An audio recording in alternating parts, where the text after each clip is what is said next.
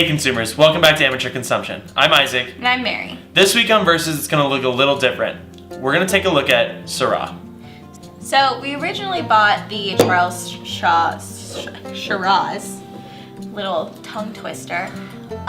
So that bottle comes in at 12.5%. And we bought it first, and then when we went to buy something to compare, we bought the Syrah.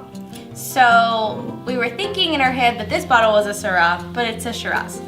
But they're the same grape, so we're just gonna not blind taste since we don't think that's exactly fair in this situation. Yep. But they are the same grape, so we do wanna still do a comparison and see how it is.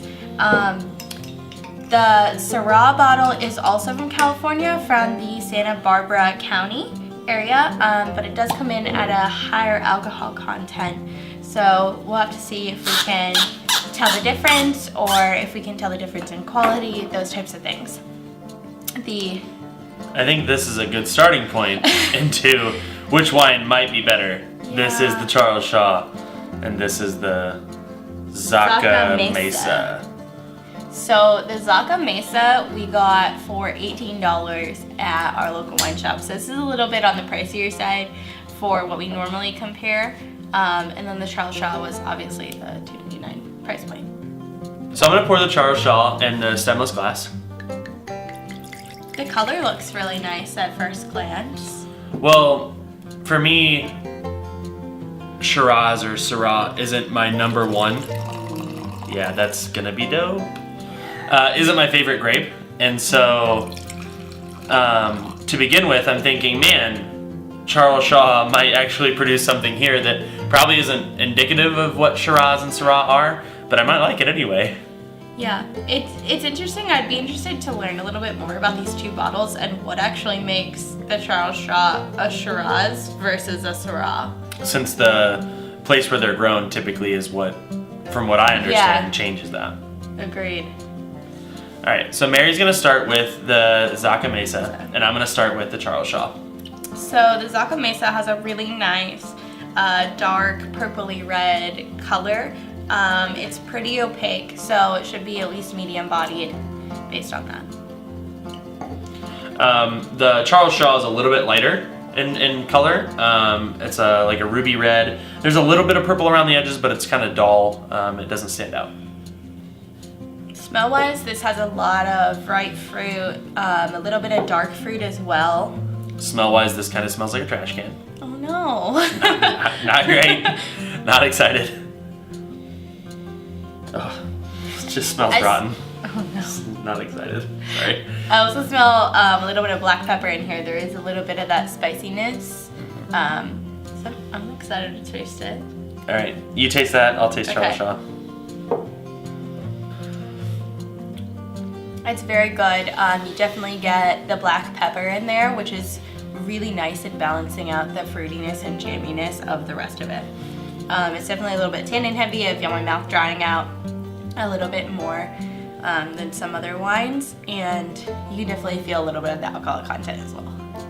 I'm gonna take one more sip of this just to give you accurate flavor characteristics, but I'm never drinking it again. Oh no. Oh, it's so bad.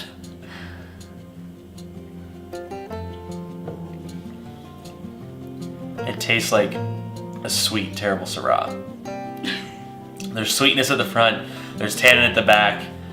It's gross. The smell is just so bad. Just don't I don't know if I'm gonna even find a purpose for this wine, just because it was really bad. Yeah. So now I get to switch to the nice one. Yeah, let me see about this Charles Shaw, how bad it is. Ugh. Okay, that does smell really bad. It smells like a trash can. I'm not gonna lie, it smells so bad. It smells really bad. That was not an exaggeration. And it's not the color that it's bad. And it's not that it's turned. It's not corked, it's not turned, it's none of the, it hasn't been sitting in the sun, none of those things. It's just bad. Woof. Okay. But something about Charles Shaw though, we've been known where if you buy a case of the same wine, you might like 6 and you might hate 6 because who knows? And so maybe try it if you're feeling crazy and have $3. Fair enough, fair enough. All right. I need to focus on this guy. I'm struggling to even drink this because the smell is so bad. The taste is not as bad as the smell. No, but that's because there's like 3 cups of sugar in it. Like,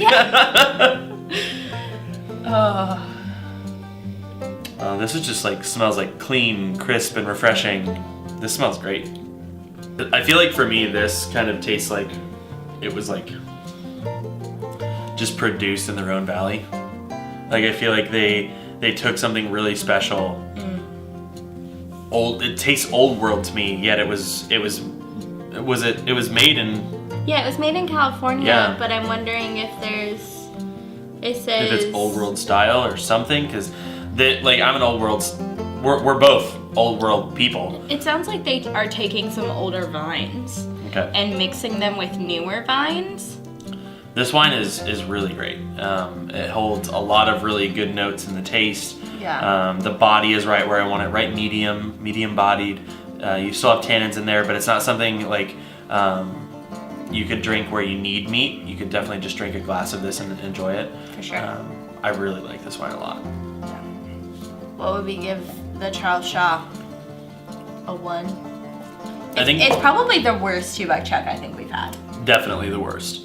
I don't know if I can give it a... Yeah, for me it's getting a 1.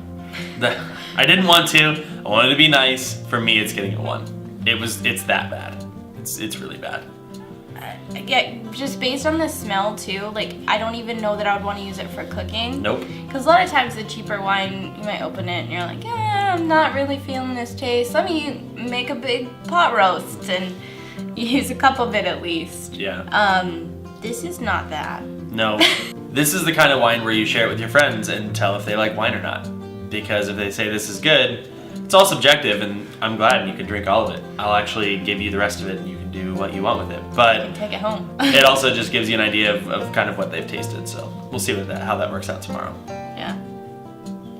This just reminds me of like when you have a really good dessert that's very fruit forward and they add just like a hint of pepper or a hint of salt just to make it so balanced. Just to pop what it leans out. Yeah, it's so good. For me, this gets an 8. I think I would agree. It's very nice. It's very good. Yeah, just a great wine. I want to drink this more. It's really great. Yeah, it is a little bit on the pricier end for what we would spend, but since it's still under $20, it's nothing that I would, avoid buying, or I would definitely be willing to spend the $18 on this again. Yeah, and depending on your palate, there may not be a reason for you to spend $18. I think. Agreed. I don't think that it's necessary to get a wine that you'll enjoy. But if you want to try a really good Syrah, this is definitely one you should check out. Thanks so much for watching this week's episode, kind of unconventional, about verses. If you liked it, give it a thumbs up. If you loved it, subscribe, and we'll see you on Wednesday. Drink more wine.